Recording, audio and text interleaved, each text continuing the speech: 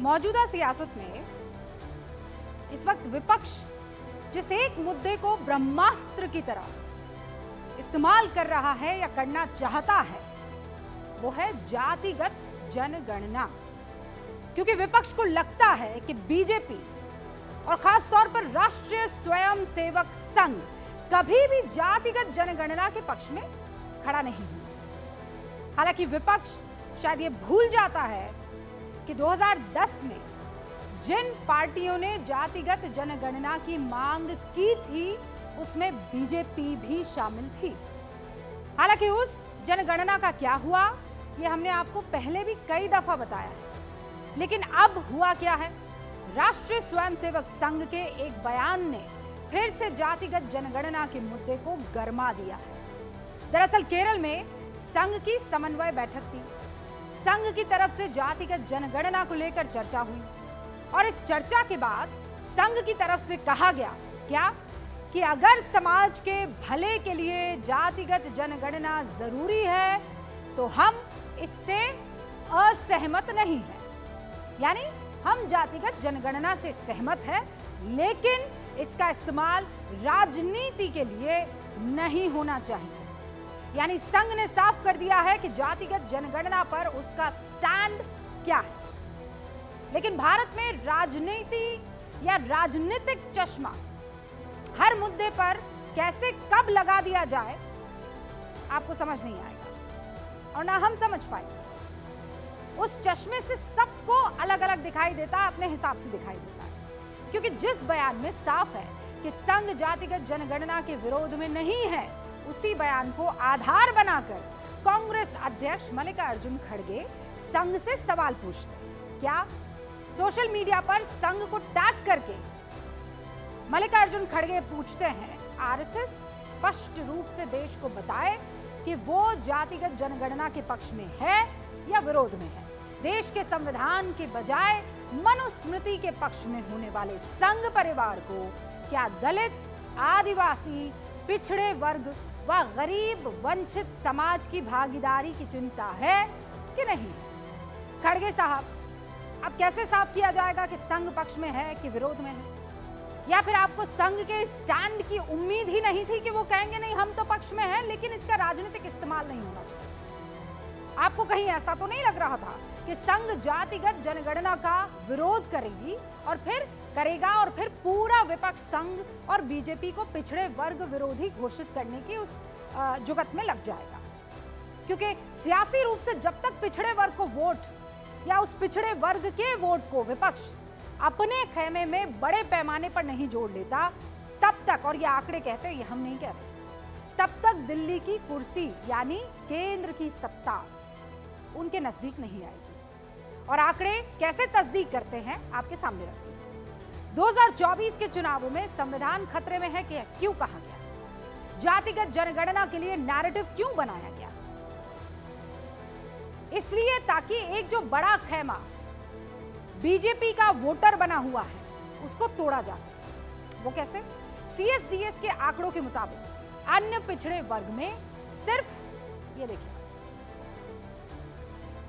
अन्य पिछड़े वर्ग में सिर्फ और सिर्फ 2% वोट का नुकसान हुआ है। 2% वोट का। बीजेपी को 2019 में कितने वोट पड़े थे? 41%। ये अंतर जो है वो 2% कमी का है, आपने देख लिया। 2024 में उसे कितने वोट पड़े हैं?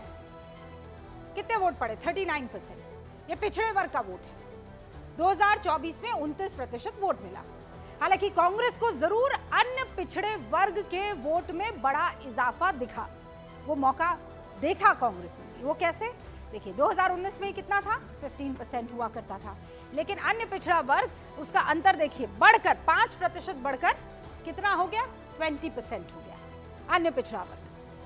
तो 2019 के मुकाबले 5% अधिक।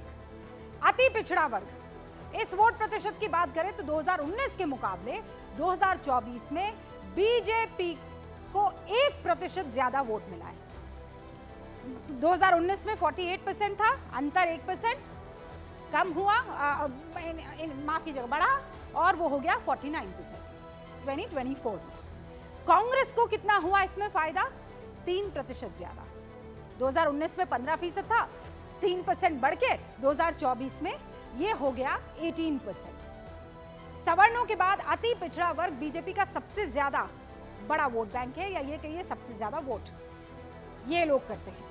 49% के करीब अति पिछड़ा वर्ग का वोट बीजेपी को 2024 में भी मिला, 49%। और इसी की वजह से जातिगत जनगणना के मुद्दे पर अब और तेजी से वार पलटवार हो रहा है। विपक्ष को लगता है कि ये मुद्दा ओबीसी जातियों को सबसे ज्यादा प्रभावित करेगा, जातिगत जनगणना, और इसी मुद्दे पर अगर बीजेपी ने थोड़ा कदम भी पीछे खींचा तो नुकसान उसे बहुत बड़ा हो जाएगा और इसका फायदा सीधा विपक्ष को मिलेगा।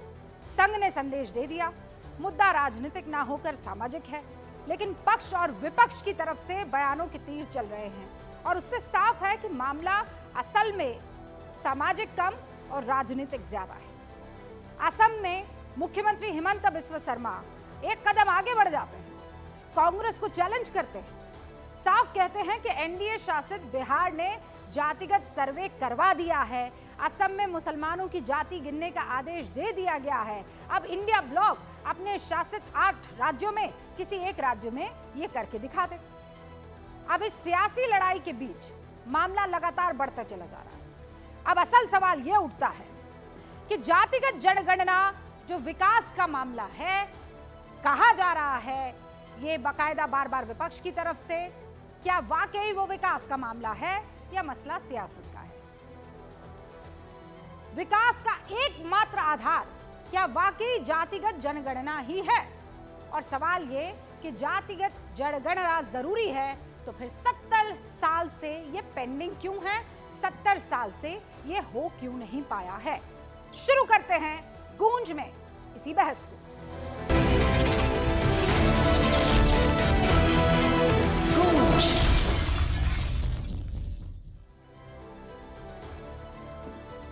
सारे खास मेहमान हमारे साथ जुड़ चुके हैं, उनसे आपका तारुफ करवा देती हूं और डिबेट की शुरुआत करती हूं। हमारे साथ राजनीतिक विश्लेषक शुभ रास्ता जुड़ रही हैं, समाजवादी पार्टी से हमारे साथ इस वक्त आपको स्क्रीन पर समाजवादी पार्टी के प्रवक्ता नजर तो नहीं आ रहे, लेकिन अनुराग भदौरिया आपसे कुछ ही देर में जुड़ेंगे। बिल्कुल नजदीक ही के विंडो में आपको शक्ति यादव जी नजर आ रहे हैं, आरजेडी के प्रमुख वक्ता और प्रवक्ता हैं, बहुत बहुत स्वागत है सर आपका। जेडीयू से नीरज सिंह साहब आपको नजर आ रहे हैं, बहुत बहुत स्वागत है, वरिष्ठ नेताओं में से एक में इनकी गिनती होती है। और इस वक्त आपको पंकज जी भी नजर आ रहे हैं जो कि राजनीतिक विश्लेषक हैं और बाकायदा कांग्रेस का पक्ष भी रखते हैं। पंकज जी आपका भी बहुत बहुत स्वागत है। और यहाँ पर संगीत रागी जी हमारे साथ संघ के समर्थक और राजनीतिक विश्लेषक के तौर पर अपनी बात रखने के लिए जुड़ चुके हैं। आप सभी का बहुत बहुत स्वागत है। शक्ति यादव जी, शुरुआत आपसे कर रही हूँ। आज की तारीख में बड़ा सवाल यही है कि ये सामाजिक मसला है या सियासी खेल है, क्योंकि अगर जातिगत जनगणना ही सबसे बड़ा मुद्दा और आधार होता किसी की जिंदगी को तब्दील और बदल देने का, तो फिर बिहार में तो ये हो चुका है। अब तक कोई बदलाव और तब्दीली वहां क्यों नहीं दिखी है? सबसे पहले अपने डिबेट पूरी तौर पर महत्वपूर्ण विषय है। ये सवाल किसी एक जाति का नहीं है, ये सवाल है राष्ट्र के उन तमाम जातियों का जिन जातियों में लाचारी, बेबसी, गरीबी, गुर्बत है, उसका एक बार आकलन होनी चाहिए। वक्त चाहे कितनों बीत जाए, कैबिनेट के डिसीजन तो देवगौड़ा जी के शासनकाल में हुआ, सत्ता चली गई, फिर उसके बाद में जाति गणना हुई नहीं, फिर आकर करके मनमोहन सिंह जी की सरकार में इस बात का निर्णय हुआ, बजट एलोकेशन भी हुआ, लेकिन जाति के आंकड़े प्रकाशित नहीं हुए क्योंकि सरकारें बदल गई थी, शैक्षणिक आर्थिक सामाजिक स्थितियां आई थी खुल करके, तो लोगों को लगा कि एक भयावह स्थिति है देश के अंदर में कि 51% लोग दिहाड़ी मजदूर हैं, 13% लोग ऐसे हैं जिनको एक कमरे रहने के लिए नसीब नहीं है, जो भीख मांग के खाते हैं, नाले साफ करते, आखिर वो हैं कौन?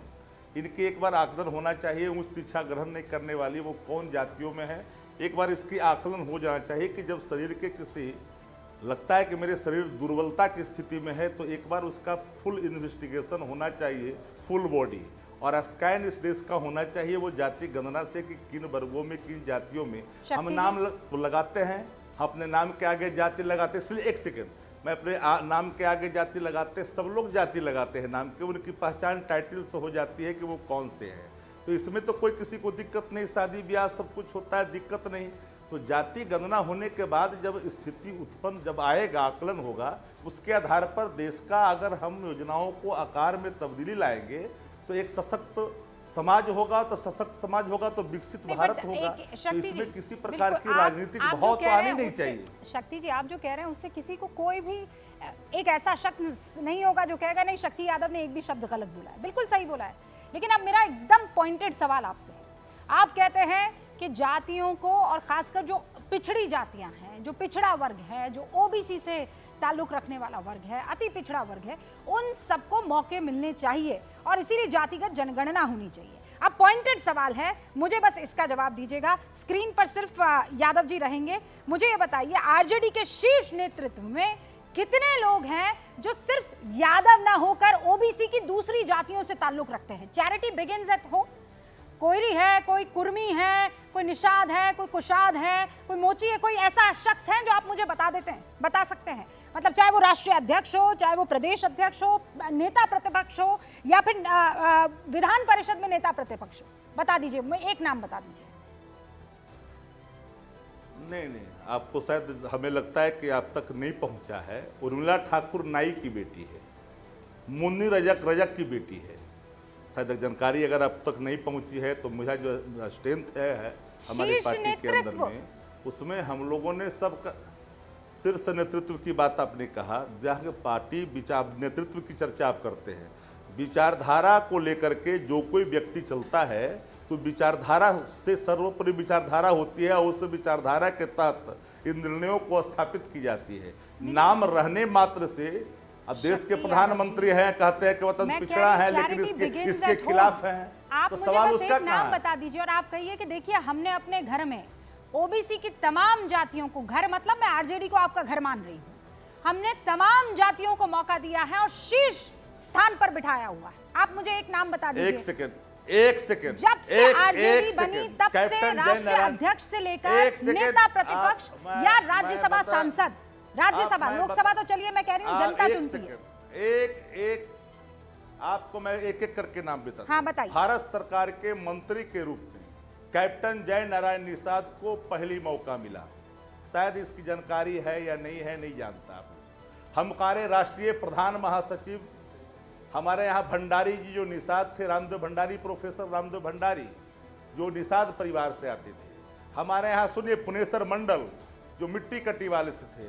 हमारी जो अनीता देवी जो मंत्री थी बिहार सरकार में, वो नोनिया जाति से थी। सर वैसे तो फिर हमारे यहाँ इस वक्त की जो सरकार है बीजेपी भी गिनवा देगी। अरे शक्ति जी, फिर तो बीजेपी भी गिनवा देगी कि हमारे यहाँ पर फला ये है, फला ये है, फला ये है, फला ये है, फला ये है, और आपसे ज्यादा उनकी संख्या होगी। फिर आप इसको मैं बस ये कह रही हूँ, फिर कह रही हूँ कि घर से शुरुआत होती है। आपने ये मैं देख रही हूँ बिहार में जातिगत जनगणना के अनुसार जो है 17.7% मुसलमान है ना, 17.70% मुसलमान है, लेकिन केवल एक राज्यसभा सांसद आपने मुसलमान का भेजा है। ठीक है, उसके लिए सर थैंक यू आपको, फैयाज अहमद को भेज दिया। एक सेकंड, 14.26%। किसने कहा किया सर? मैं आज अभी की बात कर रही हूँ ना। 14% के लगभग जो है वो यादव हैं आपकी जातिगत जनगणना में। लेकिन शीर्ष नेतृत्व को अगर मैं एक एवरेज के हिसाब से निकाल लूं तो 70% आपके यहाँ पर शीर्ष नेतृत्व पर कब्जा किया हुआ है, उन सीटों पर, उन पदों पर यादवों ने। तो फिर मत कहिएगा जिसकी जितनी संख्या भारी उसकी उतनी हिस्सेदारी। नहीं, हमको लगता है कि किसी ने नैरेटिव आपको सेट करके दिया, बताया है। मैं आपको पूरी बताता हूं। अब्दुल बारी सिद्दीकी नेता प्रतिपक्ष के रूप में बिहार विधानसभा में थे। प्रोफेसर गुलाम गौस, हमारे यहाँ गुलाम गौस जो थे वो भी नेता प्रतिपक्ष बिहार विधान परिषद में थे। जानकारी बता देता हूँ। अभी हाल ही में सुनिए, नहीं सुन लीजिए, हाई की बात सुनिए ना, हाई की बात बता रहा हूँ ना। राज्यसभा के अंदर में हमारे जो सदस्यों की संख्या है, आप उसको एक एक करके गिन लीजिए ना। 5 है ना। हमारे यहाँ बनिया भी है, मुस्लिम भी पाँच है, सर, ब्राह्मण भी नहीं, मैं बता है, देती हूँ। यादव भी है, एकदम सही कह रहे हैं। भूमिहार भी है, मुस्लिम सुनिए ना, वैश्य भूमिहार भी है, भूमिहार है, हमारे मैं यहाँ भी हर बता जाति रही के हूँ, लोग यादव हैं। है, ब्राह्मण और है। परिषद में आइए, सुनिए ना, एक सेकंड शक्ति जी प्लीज, मैं आप पूरा सुनिए होमवर्क तो, करके आई हूँ। मैं मान रही हूँ आप जो कह रहे हैं कि मुस्लिम भी है, वैश्य भी है, भूमिहार भी है, ब्राह्मण भी है, यादव भी है। शक्ति जी सबको अवसर मिलता है, सबको अवसर मैं कह मिलता रही हूँ है। यादव तो और ये आपके यहाँ पर राष्ट्रीय अध्यक्ष भी है, अब जाति गणना, प्रदेश अध्यक्ष भी है, नेता प्रतिपक्ष विधान परिषद भी और नेता प्रतिपक्ष विधानसभा भी है। तो राज्यसभा में आप किसी निषाद को भेज देते ना, कुशाद को भेज देते, किसी कोयरी को भेज देते, किसी कुर्मी को भेज देते ना, किसी ने रोका था आपको? अरे भाई, तो मेरे यहाँ तो हर जाति के बार जो अवसर रहते हैं उतना ही मिलते हैं, एक दो संख्या मिलती है, उसी के आधार पर हर वर्गों को रोटेट ठीक है। करते रहते हैं। आपके यहाँ पर इफन बट है ना इफन बट, हमारे लेकिन आप कह रहे हैं जातिगत जनगणना होनी चाहिए। अब मैं डिबेट ओपन कर रही हूँ शक्ति जी, मैं पूरा मौका दूंगी आपको। नहीं, शुरुआत के 6 मिनट हमने सिर्फ इसी मसले पर बहस की है। जाति गणना का मामला जाति गणना का मामला सर्वांगीण विकास से जुड़ा हुआ है, जिसको अलग खंड कर इसीलिए मैं कह रही हूँ की बात आप कर रहे हैं, यही तो प्रॉब्लम है। अगर जातिगत जनगणना ही आधार है, लेट्स बिगिन सर, ओपन कर देती हूँ मैं डिबेट। अगर जातिगत जनगणना ही आधार है तो प्लीज मुझे ये बता दीजिए कि क्यों पलायन सबसे ज्यादा बिहार में होता है। संगीत रागी, मैं डिबेट ओपन कर रही हूँ, जवाब दीजिए। आप लोग जातिगत जनगणना के विरोध में हैं और इसीलिए आज ये सियासी कार्ड बहुत स्ट्रांगली खेला जा रहा है, क्योंकि आप पर आरोप ये लगता है, संघ पर इनफैक्ट, कि वहां सिर्फ बामणवाद चलता है, बाकी जातियों की पूछ नहीं, और इसीलिए अब बाकी सारी जातियां जो है वो आगे आ गई हैं। देखिए रूबिका जी, सबसे पहली बात तो कि मैं स्पष्ट करना चाहता हूं कि जाति जनगणना वही लोग करा रहे हैं जो विदेशी एजेंडे को भारत में लागू करना चाहते हैं। और विदेशी एजेंडा क्या है कि नरेंद्र मोदी को कमजोर करो। नरेंद्र मोदी को कमजोर करना क्या, एक ही उपाय है कि राष्ट्रवाद और हिंदुत्व के एजेंडा को कमजोर करो। ये तभी संभव होगा जब देश में जातीय विभाजन किया जा सकता है, क्योंकि मुस्लिम तो एक पुष्ट तो है, वहां पर एक गोलबंद तरीके से भारतीय जनता पार्टी के खिलाफ वोट करते हैं। यदि हिंदू समाज को भी यदि टुकड़ों टुकड़ों में बांट दिया जाएगा तो नरेंद्र मोदी को कमजोर किया जा सकता है। 2019 में यह प्रयोग किया गया था कैम्ब्रिज एनालिटिका के सहारे, लेकिन वो प्रयोग सफल नहीं हुआ, क्योंकि तब पुलवामा हुआ और उसके बाद जो सर्जिकल स्ट्राइक हुआ तो एक राष्ट्रवाद की एक नई लहर आई और 2019 में भारतीय जनता पार्टी वो नहीं, पर संगीत रागी जी बस मुझे एक सवाल का जवाब दे दीजिए। बस मैं अपनी बात खत्म कर लूं, आपको मैं पूरी पर्सपेक्टिव बता देता हूं। देखिए, जातियां बढ़ी हैं बिहार में, और आपको मालूम होगा कि 1861 के बाद जब सेंसस हुआ तो जातियां इस प्रकार से नहीं थी जिस प्रकार से आज हम जातियां देखते हैं। कोंकण में आप जो गहरे समुद्र में मछली मारता है उसकी भी जाति मछुआरा है, छिछले समुद्र में मछली मारता है उसकी भी जाति मछुआरा है, जो नदी में मारता है उसकी भी जाति मछुआरा है, और तालाब में भी मारता है उसकी भी मछुआरा है, और सभी एक दूसरे से अपने आप को श्रेष्ठ मानते हैं। समझ गए? तो ये जो पीड़ित, वंचित और ये सारी चीजें जो की जा रही हैं, ये अपने आप में बहुत मूर्खतापूर्ण है। कोई भी दुनिया में कहीं भी इस आधार पर, इस काउंटिंग के आधार पर कोई नीतियां नहीं बनती हैं। नहीं, और खास करके भारत में जहां 5000 से ज्यादा मैं उस बात पर चर्चा कर लूंगी, पर मुझे ये बताइए कि देखिए ओबीसी की अब तक जो है जनगणना नहीं हुई है, पर दलितों की तो जो है वो SC ST वो तो होती है ना सर, आज तक वो तो नहीं बटे हैं, वो तो वोट बैंक जो है जिसका जो है वो हमेशा से रहा है, तो फिर क्यों आपको परेशानी है जातिगत जनगणना? देखिए, मैं आपको बताता हूँ, ये आने वाले दिन आपको देखा होगा कि उत्तर प्रदेश, बिहार और कर्नाटक और कई जगह आपको कास्ट कॉन्स्टिट्यूएंसी क्रिएट होना शुरू हो गए हैं। यदि माझी है तो माझी की एक पार्टी होगी, कल जाकर के भूमिहारों की एक पार्टी होगी, कल जाकर के एक ब्राह्मणों की कॉन्स्टिट्यूएंसी की एक पार्टी होगी, कल तेली की एक कॉन्स्टिट्यूएंसी पार्टी होगी। आप उनका अंदाजा लगाइए जिनकी जनसंख्या 0.25% से भी नीचे है, 0.1% से भी नीचे है, क्या आप उनको सत्ता में भागीदारी देंगे? उनकी इनसिक्योरिटी कितनी इस सिस्टम में बढ़ेगी, आपको अंदाजा है? ऐसा है और क्या? ये जिसको जो कहते हैं पिछड़े, ओके, संगीत रागी जी, जितने भी मैं Alright. आपको बताता हूँ, नहीं नहीं, एक सेकंड जिसने संगीत भी रागी जी, रिजर्वेशन के फायदे हैं, बाकी और मेहमान, और मैं जानती हूँ कि शुरुआत का जो पहला चंक है वो इसी बात पे रह गया कि बताइए आपके यहाँ क्या कैसे नहीं।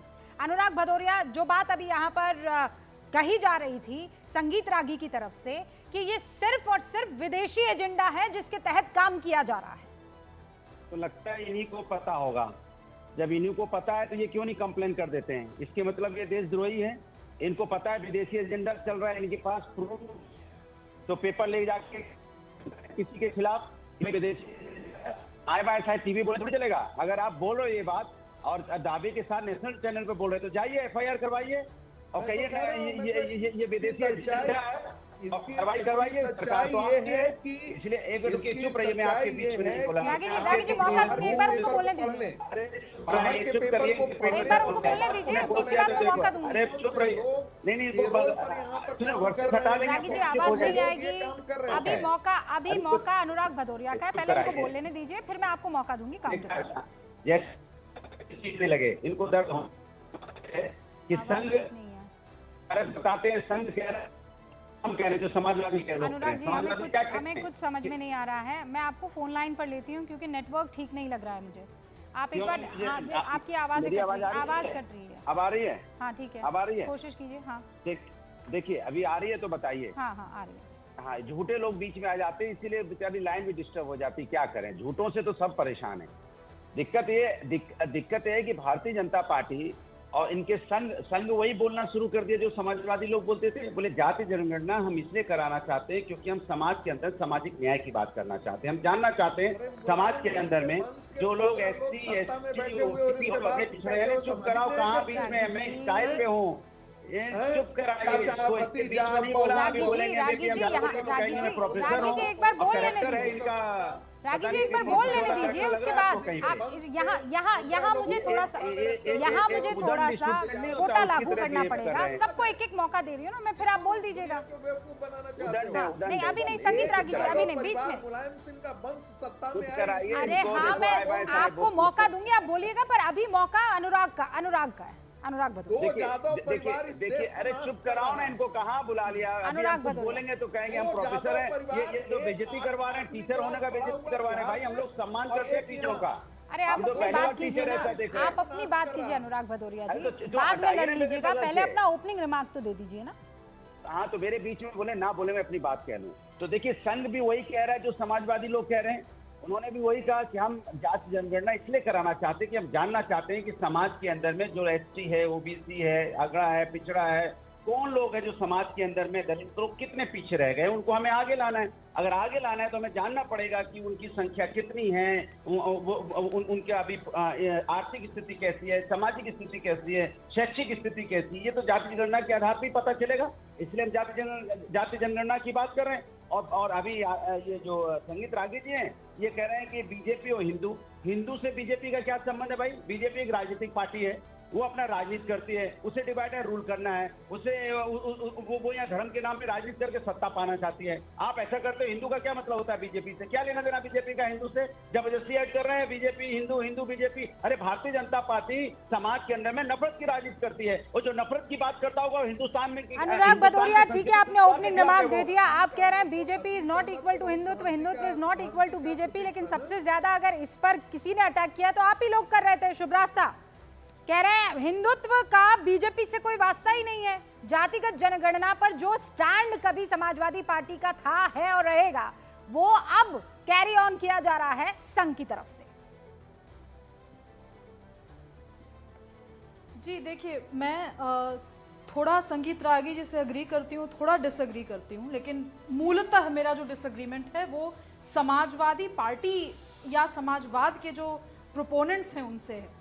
शक्ति जी को बहुत बहुत बधाई, क्योंकि शक्ति जी अगर याद हो उन्हें तो 2015 के कैंपेन में मैंने इनके लिए कैंपेन किया है हिल्सा में।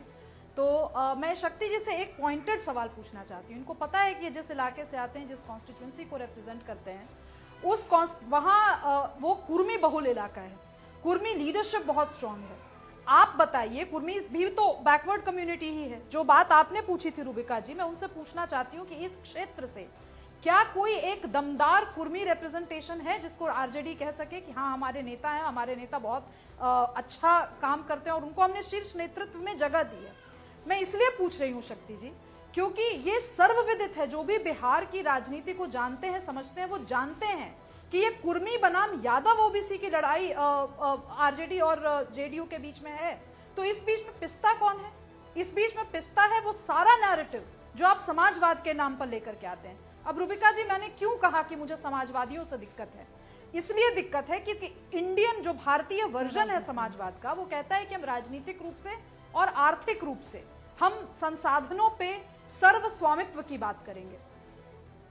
दिल पर हाथ रख करके बताइए कि चाहे वो उत्तर प्रदेश की समाजवादी पार्टी हो या वो बिहार की समाजवादी पार्टियां, दोनों को मैं इंक्लूड करके कह रही हूं। समाजवादी पार्टी हमेशा सामाजिक न्याय की बात करते हैं, समाज में सामाजिक सबको बराबरी का अधिकार देने की बात करते हैं। दिल पे हाथ रख के बोल रहे हैं, आप पे हाथ रख के बोलिए। अभी उनकी बात तो खत्म हो जानी चाहिए। कौन बोल रहा है? अभी आपके बीच में कोई बोल रहा था तो कैसे आपको बुरा लग रहा था? दिल पे हाथ रख के बोला। अरे अभी आप दिल पर हाथ मत रखिए ना, अभी आप अपने मुंह पर हाथ रख लीजिए। मैंने अभी मुंह पर हाथ रखिए। पूछा, दिल पे हाथ रख के। अरे दिल पर हाथ बाद में रखिएगा ना, अभी आपको finger on your lips because पहले वो अपनी बात खत्म करेंगे, फिर मैं मौका दूंगी। शुभ रास्ता, फिनिश इट।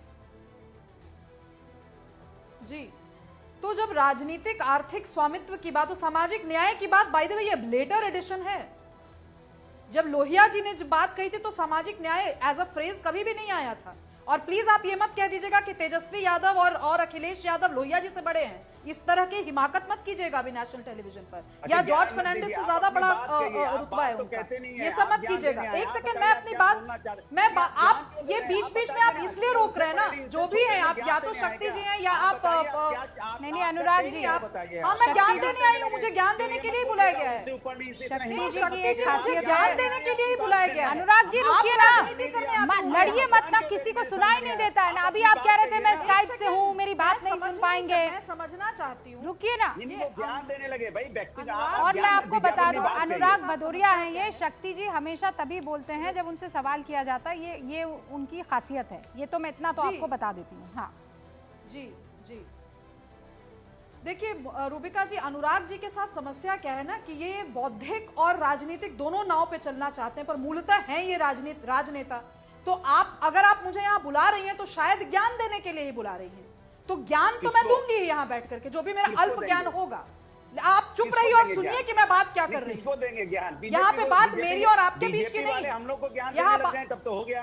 रूबिका जी, आप इन्हीं का एक्सक्लूसिव इंटरव्यू क्यों नहीं अनुराग कर जी लेते? ऐसा मत कीजिए, आप इनका एक्सक्लूसिव इंटरव्यू कर लीजिए ऐसा ना। मत कीजिए। मूल वो मुद्दा अपनी बात कुछ होता कह है, दें सवाल कुछ पूछना और है, इसके बात बाद आप करना मुझसे नहीं एक्सपेक्ट चाहिए। मत कीजिएगा। इसके बाद अनुराग भदौरिया आप मुझसे एक्सपेक्ट मत कीजिएगा कि जब आप बात कर रहे हैं बीच में कोई आपको टोक रहा है तो मैं चुप रहूं। अगर आप टोका टोकी कर सकते हैं किसी और वक्ता के बीच में, तो फिर मैं फिर वही मौका संगीत रागी को भी दूंगी, वही मौका आपके ऑपोजिट में बैठा है आपका ओपोनेंट जो है उसको दूंगी। व्यक्तिगत हमला होना बंद होना। नहीं तो व्यक्तिगत हमला आपने भी संगीत रागी पर किया था। संगीत रागी पे कब किया? जब अभी किया था आपने उनके प्रोफेसरशिप से लेकर न जाने किन किन बातों पर टिप्पणी की थी, लेकिन नहीं, नॉट अलाउड। अब 2 गैस मेरे और बचे हैं। प्लीज प्लीज प्लीज शुभ रास्ता को स्क्रीन पर रखिए। अन्याय आप कर रहे हैं इस वक्त मेरे व्यूअर्स के साथ। शुभ रास्ता स्क्रीन पर रखिए, उनकी बात फिनिश हो, फिर पंकज जी भी हैं और नीरज जी कब से इंतजार कर रहे हैं। शुभ रास्ता जी, संगीत रागी बात में 1 सेकंड। समाजवादी नेता मुझे बोलने नहीं देगा क्योंकि इनको दिक्कत है, सच सुनने से इनको दिक्कत है। सिंपल सी बात है, यहाँ पर राजनीतिक आर्थिक न्याय की बात होती है। आप डेटा सार्वजनिक करने की बात हो रही है ना रूबिका जी, वो टैक्स, बिहारी टैक्स पेयर्स का पैसा खर्च करके एक कास्ट सर्वे हो चुका है ऑलरेडी। उसका डेटा आज तक सार्वजनिक जो किया गया वो इतना बेसिक रूडिमेंट्री लेवल का था कि आज तक टैक्स पेयर्स सर ठोक के बोलते हैं कि हमने इतना पैसा क्यों खर्च किया। आप कीजिए ना यादवों का। मैं स्पेसिफिक क्वेश्चन पूछ लेती हूँ, जब समाजवादी नेता, चाहे वो नीतीश जी हो या वो आपके लालू प्रसाद यादव जी हो, इन दोनों के कार्यकाल में कुर्मियों की और यादवों की कितनी जमीन थी और कितनी जमीन बढ़ी, बस आप ये आकलन कर लीजिए। ओके कर लीजिए अगर ये करते हैं ना। मैं कह रही हूँ मैंने टैक्स भरा है ना, मैं कहती हूँ ये सार्वजनिक कर दो डेटा ये। और इसीलिए 2000 जब भी इसीलिए सरकार नीरज आई थी, सिंह उससे साहब पहले जो यहाँ बात पर कर मौजूद हैं, दीजिए। नीरज जी 2011 में तो बीजेपी जातिगत जनगणना के पक्ष में थी, फिर अब जनगणना करवाने में ओवरऑल मतलब सिर्फ बिहार की बात नहीं हो रही, क्या दिक्कत है? प्रधानमंत्री खुद एक ओबीसी चेहरा है ना, करवा दिया जाए, बात खत्म हो। नीरज जी देखिए, पहली बात कि श्रावस्ती जी को बता दीजिए कि बंदोपाध्याय कमीशन की रिपोर्ट पढ़ लें। बिहार सरकार ने बंदोपाध्याय कमीशन बनाया था लैंड रेवेन्यू के मामले में, और उस रिपोर्ट में आप फिर बीच में मत बोलिए। दिक्कत यह होती है कि हम तो बोलते नहीं, मेरा स्वभाव नहीं है। बंदोपाध्याय कमीशन और सवर्ण आयोग दो रिपोर्ट को पढ़ लीजिए ठीक से, और हम अनुरोध करेंगे रुबिका जी उस पर एक डिबेट करा दीजिए। दूसरी बात, पॉलिटिक्स का नैरेटिव जो होता है भाई, इस बिहार के अंदर सामाजिक तनाव रहता था। हमने अति पिछड़ा और दलित एवं महिलाओं को जब आरक्षण दिया, ऑल ओवर महिलाओं को, तो जो मेस्केयर होता था वो रुक गया बिहार में, और रूल ऑफ लॉ एस्टेब्लिश हुआ।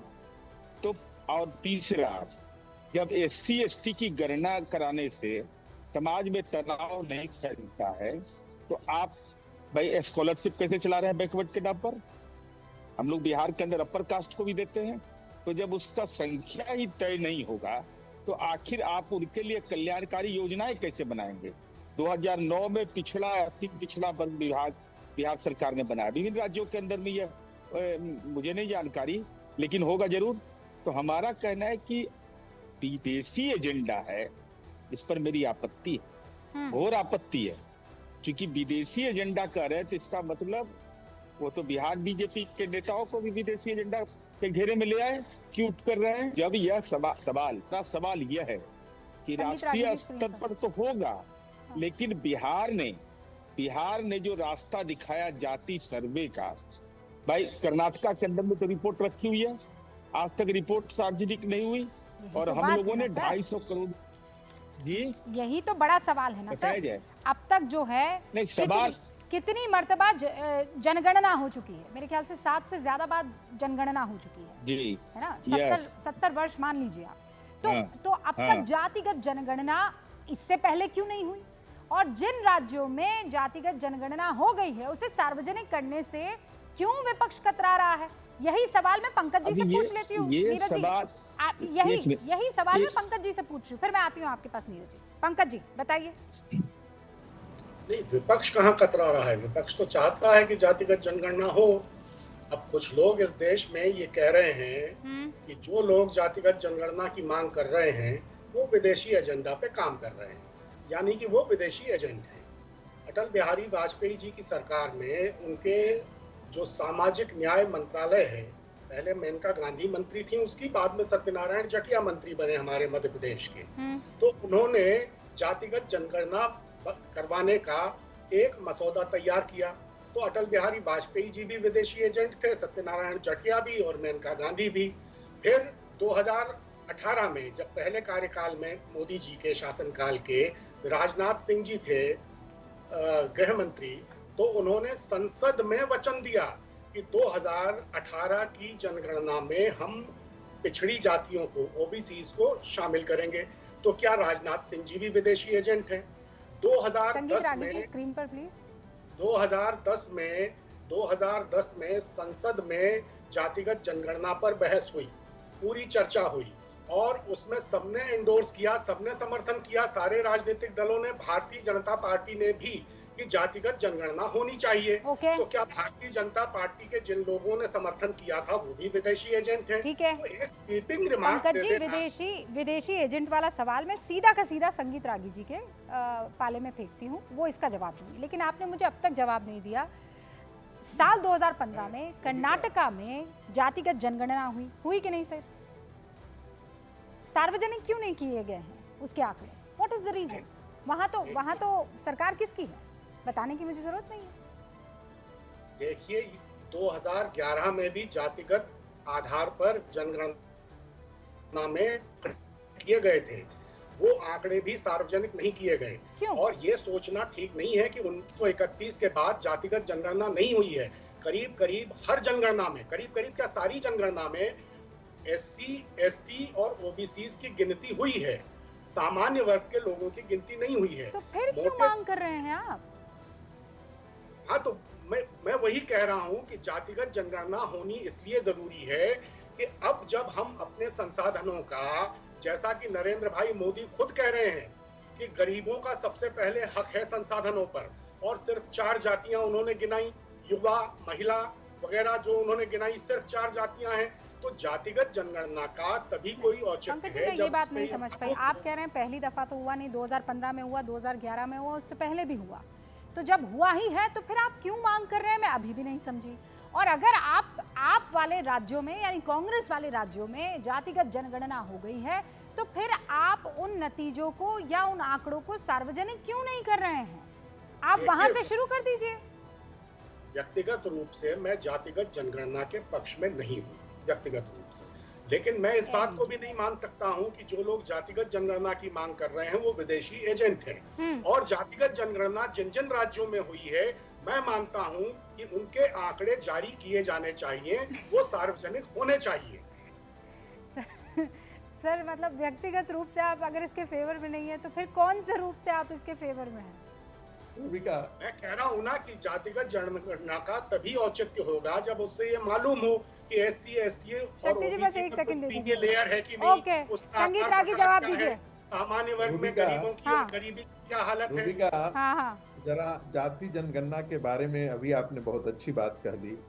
एससी और एसटी की जाति जनगणना होती है, क्या उनकी नीतियां जो है उनके जातियों के आधार पर बनती है? क्या रिसोर्सेज का डिस्ट्रीब्यूशन उनकी जातियों के आधार पर होती है? क्या फंड का डिस्ट्रीब्यूशन उनकी जातियों के आधार पर होती है? इससे बड़ा कोई मूर्खतापूर्ण बात हो नहीं सकती है। पब्लिक पॉलिसी जातियों को काउंट करके मिस्टर पंकज शर्मा नहीं बनाई जाती है। तो ये या SC, खुद भी ST मैं का बात कर रहा क्या हूँ, है? सुन लीजिए एक मिनट, अलग-अलग जो सुन कोष लीजिए, इनके लिए रखा जाता है, ये क्या है? सुन लीजिए पहले मैं बोल रहा हूँ और मैं ये दोहरा रहा हूँ, मैं तिहरा रहा हूँ और चौथी बार कह रहा हूँ कि राहुल गांधी से लेकर ये जितने लोग जातीय जनगणना के पक्ष में है, वो विदेशी एजेंट नहीं हो, लेकिन विदेशी एजेंट के तहत भारत को बर्बाद करने की राजनाथ सिंह जी, ये मैं सब फिर विदेशी दोहरा एजेंट रहा हैं। हूँ, मैं फिर कह रहा हूँ, जो लोग नहीं, आप 25 राहुल साल गांधी से पे आप समाजवाद पूरी का अटकी नारा रहती लेकर के, है। चाहे वो नीतीश जब कुमार हो, भारतीय जनता चाहे वो पार्टी लालू प्रसाद यादव हो, क्या कर लिया बिहार को? बिहार को आज भी उस दुर्दशा से बाहर नहीं निकाल पाए। इन्हीं लोगों के हाथ में सत्ता थी। एक बात सुनिए ना, एक बात सुनिए, मेरी बात सुनिए सर, सुनिए सर, जातियों से किसी को अगर बैर हो तो वो हिंदुस्तान में, मुझे नहीं लगता कि वो हिंदुस्तान की जमीन की इसकी मिट्टी की समझ रखता है। ठीक है, एक सेकंड बस रुक जाइएगा। शक्ति जी, मैं आपका रुक कर रही हूँ। शुभ रास्ता, 30 सेकंड में इस बात, क्योंकि देखिए जब 30 के दशक में इसकी चर्चा हो रही थी तो जातियां 400 के आसपास थी। मुझे यकीन नहीं हुआ कि अब वो बढ़कर लाखों में 46 लाख जातियां, 46 लाख। जी रूबिका जी, जब तक जाति की जो हमारी समझ है वो पौराणिक बनी रहेगी तब तक ये समस्या आएगी। इसलिए क्योंकि ओबीसी इतना लूज टर्म है कि जो कम्युनिटी गुजरात में फॉरवर्ड कम्युनिटी में होगी वो शायद बिहार में ओबीसी हो, वो जो यहाँ ओबीसी की होगी वो कहीं और दूसरे जगह फॉरवर्ड कास्ट की हो। तो मेरा कहना है कि ये तो नीति निर्माताओं का काम है कि आप once and for all decide कीजिए कि आप किस तरीके से आप पूरे देश का विभाजन करना चाहते हैं सोसाइटी का। क्योंकि नरेंद्र मोदी जी की एक समझ है जिसके अनुसार वो 4 वर्ग जो गिनाए गए कि वो महिला हो सकती है, वो गरीब हो सकती है, वो किसान हो सकते हैं, वो युवा हो सकते हैं। हो सकता है आपकी समझ वैसी नहीं हो, तो आपको क्लियर करना पड़ेगा ना कि आप क्या, अगर आप कहते हैं कि ठीक है सुनार जात, अगर मैं लेती हूँ स्वर्णकार, तो स्वर्णकार कौन है? क्या स्वर्णकार कारीगर हैं? क्या स्वर्णकार वो है जो ट्रेडिशनली सोने का काम करते आए हैं? या क्या आप उन मुसलमानों को भी स्वर्णकार मानेंगे जो कि ट्रेडिशनली नहीं करते थे लेकिन आजकल वो इस काम में बहुत ज्यादा सक्रिय हो गए हैं? या क्या आप स्वर्णकार उन जो छोटे छोटे एसएमईज हैं जो दुबई में बैठ करके काम करें लेकिन है इंडियन सिटीजन, आप उनको मानेंगे? ये बड़ा कॉम्प्लेक्स सवाल है और इसीलिए मैं समाजवादी पार्टी को क्यों बार बार टारगेट करती हूँ। समाजवादी का मतलब सिर्फ यूपी वाली समाजवादी पार्टी नहीं, जो लोग अपने आप को सोशलिज्म के नुमाइंदे हैं उनकी मैं बात करती हूँ।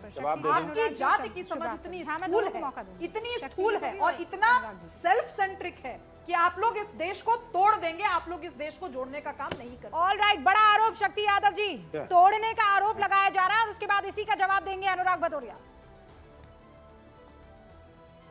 सुब्रास्ता जी एक सेकेंड में मैं दो बातें कर दूंगा इनका। सुब्रास्ता जी का सबसे पहले इन्होंने कहा कि ये बता दें कि बिहार के अंदर में जमीन पर कितना अधिकार किन लोगों ने किनका बढ़ा, तो शायद इनको पता नहीं कि कंकड़बाग को 900 बीघा कहते थे, वो जमीन किन की थी? पिछड़ों की थी। आज वो जमीन कहाँ चली गई? दानापुर में जमीन किसकी थी? पिछड़ों की थी। जमीन कहाँ चली गई? किनके पास? आंकड़ा जरा निकलवा लीजिए। नंबर एक। नंबर दो, आपने कहा कुर्मी समाज का, हमारे यहाँ तो कुर्मी समाज के कई चेहरे नहीं, कई चेहरे हैं। हम तो जानते हो सबरांत वर्ग के हाथों में चला गया। एक नहीं, पटना के पौष इलाकों में, पटना के पौष इलाकों में पूरा आपको डकबंगला पर सारे लोग कौन लोग हैं? वो बाहुबली किससे रिश्ता रखते हैं? जाति गणना के खिलाफ कर रहे हो। जाति गणना तो एक ऐसी चीज है, अरे हमने भूमिहार फैमिली या राजपूत फैमिली की चर्चा मत करिए आप। यहाँ जाति की चर्चा नहीं, जाति में लगाइएगा शर्मा, तिवारी लगाइएगा, लगाइएगा ओझा, जाति गणना के खिलाफ करिएगा। पार्लियामेंट के अंदर में हम कुशवाहा को अगर बनाते हैं नेता संसदीय दल का, तो तकलीफ किस बात की होती है? हम अगर पार्लियामेंट के राज्यसभा में भेजते हैं अगर पिछड़ों को या अगड़ों को, राजनीति हमरा साथ करम। हम तो जाति शक्ति जी अपने हमरा साथ राजनीति करम। हम यहाँ बौद्धिक बात बतियाई थी, अपने ओकरा राजनीतिक ले जाई थी। हम काहे ना भूमिहार के बात करम? अपने करी ना भूमिहार के बात, अपने करी ना भूमिहार के बात। शक्ति जी अपने बताई ना कि 2014-15 में ना एक सेकंड शक्ति जी सुन तो ले ना, सुना ना हमार बतिया सुन ला पहले। अपने पूछला हमरा से मगही में कि बताओ कि कुर्मी समाज में कौन नेता? सतीश कुमार के बड़ा, सतीश कुमार के हन बतावा ना। देखिए यही पे कही थी कि अपने राजनीति करी थी। हम ही ना कहनी जी ना शक्ति जी आदर पूर्वक कही थी। हम ही ना कहनी कि कुर्मी समाज के कितना नेता, हम पूछनी कि यादव फैमिली जो है पटना के प्रथम फैमिली, यादव फैमिली, लालू यादव, तेजस्वी यादव, तेज प्रताप यादव, मीसा भारती, रोहिणी यादव और भी जो तमाम बचवन है उनकर बरस कितना कुर्मी लीडर अपने कॉन्स्टिट्यूएंसी से क्रिएट ये सवाल पूछनी है। आम जनता के प्रतिनिधित्व करनी, गरीब गुरबा लाचार बेबस लांछित वंचित लोगों के प्रतिनिधित्व करनी ना।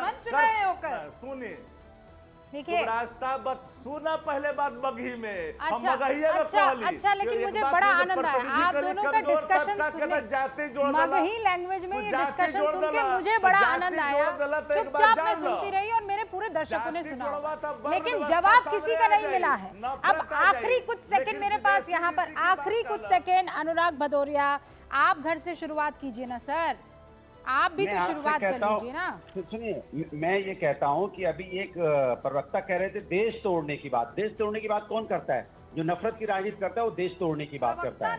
अनेकता में एकता में, अनेकता में एकता में, अनेकता में एकताओं का देश है ये मैडम। अनेकता में एकताओं का देश है। आप जैसे लोग देश तोड़ने की बात करते हैं, मैं ना अपने आप को आपके चस्पा कर देने से मैं प्रवक्ता नहीं हो जाती हूँ। अगर मैं सार्वभौमिक समाज की बात कर रही हूँ और आप मुझे प्रवक्ता बोले तो किसके प्रवक्ता की बात कर रहे हैं? मुझे अनुराग भदौरिया का ये स्टाइल, जिसकी जितनी भागीदारी उसकी उतनी हिस्सेदारी। मैं बस ये आज पूछने आई थी कि जो ये बात कह रहे हैं उनकी पार्टी में शीर्ष नेतृत्व पर कितने ऐसे लोग बैठे हैं जो सिर्फ जो है नीरज जी आपके फ्रेम में थोड़ी सी दिक्कत थी आज, बहुत ज्यादा इनफैक्ट दिक्कत थी और इसीलिए मैं आपसे चर्चा ज्यादा नहीं कर पाई हूं। बाकी सारे मेहमानों ने अपनी बात रखी है, लेकिन सच ये है कि आप बात तो करते हैं जातिगत जनगणना की और जातियों को आगे बढ़ाने की, लेकिन जब खुद के आगे बढ़ने की बात आती है तो वो सारी जातियां पीछे रह जाती हैं और इसीलिए इस पर सोच जरूरी है।